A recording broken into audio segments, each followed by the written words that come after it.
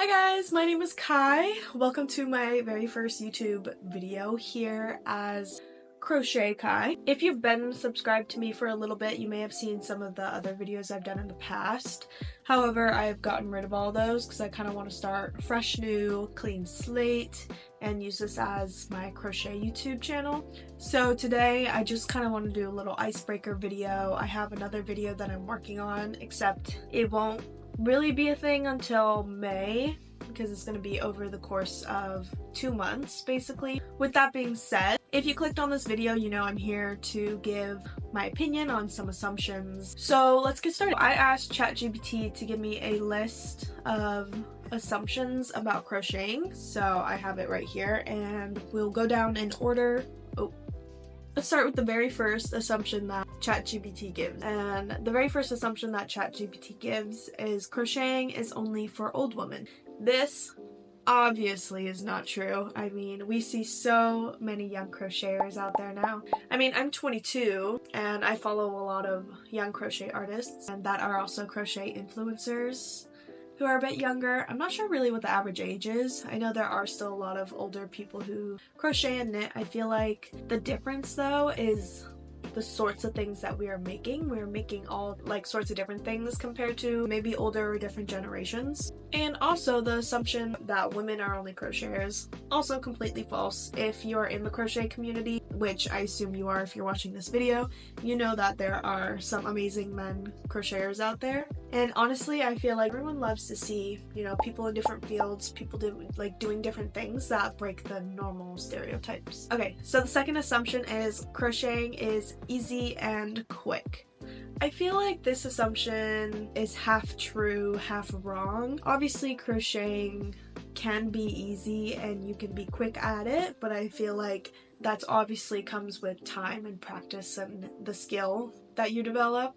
Personally, whenever I started, my first project was actually a beanie with a magic circle, and I'm surprised I didn't give up right then because that was honestly so hard and it turned out so bad, but I was really committed to just making it happen and like finishing the project. I wanted a finished physical product in my hand. I never like practiced the stitches or anything. I literally was like, oh, a beanie sounds easy, let me try that. And I watched a YouTube tutorial and I learned very quickly that it was not easy.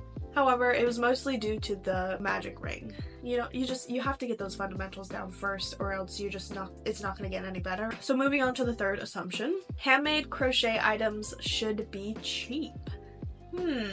This is a very, very controversial one. Controversial one. I think they should not be cheap. I mean, I think some crochet items should be cheap, but I feel like most of the time it should not be cheap, especially if you're asking someone to make you an item of clothing. That should not be cheap, like, at all. However, like, I make like little lighter holders and I've made like bucket hats and bags, and all those things don't really take me very long, so those things are cheaper.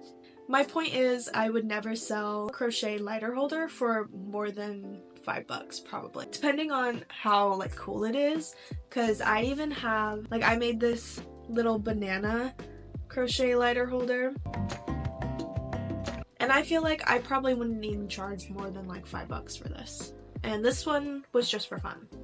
With that being said, I mean, I feel like this is another it depends question. Obviously, it depends on the time, the amount of yarn, the effort put in, skill level, and all that jazz. Okay, assumption number 5. I honestly might just skip this one. It's you can only make blankets and scarves. That's obviously not true. That is just a completely wrong assumption, and I really believe that very, very minimal people think that. I mean, especially I feel like crochet is becoming more popular, it's becoming more modern. Assumption number 6. I actually like this assumption. It's patterns must be followed exactly. I think this is not true. I barely follow patterns anymore, and if I do follow a pattern, it's very, very rarely where I ever follow the exact pattern, mostly because it's like I buy a pattern, if I buy a pattern, and they use a specific hook and a specific yarn, I most likely do not have that exact hook, and I most likely do not have that exact same weight yarn. So I just work with what I got, and it always turns out a little different. Sometimes it's fine and you can still copy the pattern exactly, it's just a different size. But sometimes you need to make adjustments, especially whenever you're working with clothes. And I feel like following a pattern with clothes is hard for me because it never fits me right. I always have to frog and I always have to retry what I'm doing. Point is, do not need to follow a pattern exactly. I actually love just looking at patterns. I feel like if I have the basic construction of how a pattern is constructed, then I can piece it together on my own and, you know, make it fit how I like. Assumption number 7. Crocheting is just a hobby, not a business. I think this is a fair assumption. I feel like it is a hobby for a lot of people. It's obviously also a business for a lot of people. I feel like for me personally, I'm sort of like somewhere in between. It's like I will sell things if people ask me for something, but it's mostly just a hobby for me right now. I don't have time for it to be a full-time business because I'm in school and I have multiple jobs. So it's more of a side thing, and I'm focusing more on just making things that I like and improving my craft so I can turn it into more of a business. My goal mostly is to just be known on like platforms and social media, honestly.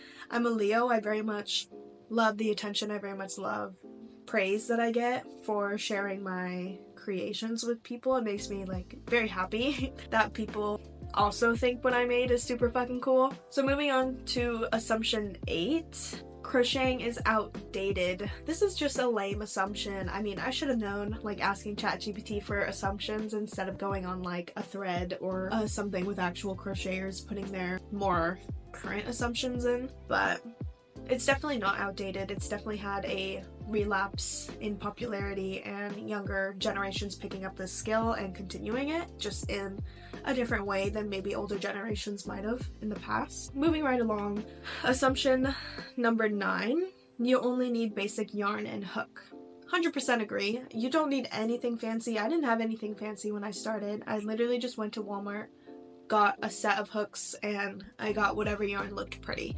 I feel like once you learn how and like what you're doing, then you have a preference for hook size, yarn type, yarn color, yarn feel, like all that jazz, specifically based on what you like making and also what you're using it for. But I mean, acrylic yarn, super standard and super basic, and honestly really good for basically any project. It just depends on if you sort of want to take it to the next level or not at that point. The next assumption, we are on assumption number 10. So assumption number 10 is crocheting doesn't require much learning. So this is an interesting one to me. I feel like crocheting is just a continuous learning skill. Like you are continuously learning as you crochet. As you get better, you want to make different things. You want to make things with different stitches, different types of projects, and all that is just continuous learning.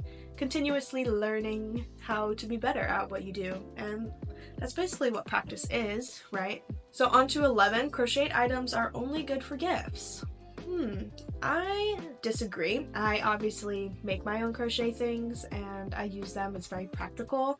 I do give things as gifts quite a bit, but just like personally, I do use a lot of the things that I crochet. I wear a lot of the crochet items. That's actually been one of my goals, is to wear more of my crochet items. It's very, very practical. I use my bag. This bag I made probably a few years ago. I use it every single day. It's my main bag. So for me, crocheting items are not only good as gifts because I can make a lot of things for myself that are very practical and useful, but in terms of obviously sharing this skill, it would be as a gift if you don't know how to crochet. Moving on. Ooh, this is a good one. This assumption is that it's cheaper to make things than buy them. I feel like right now, if I wanted a bag, it would be cheaper for me to make one, but that's only because I've already bought the yarn and I have a stash of yarn. It depends. I feel like it really, really depends.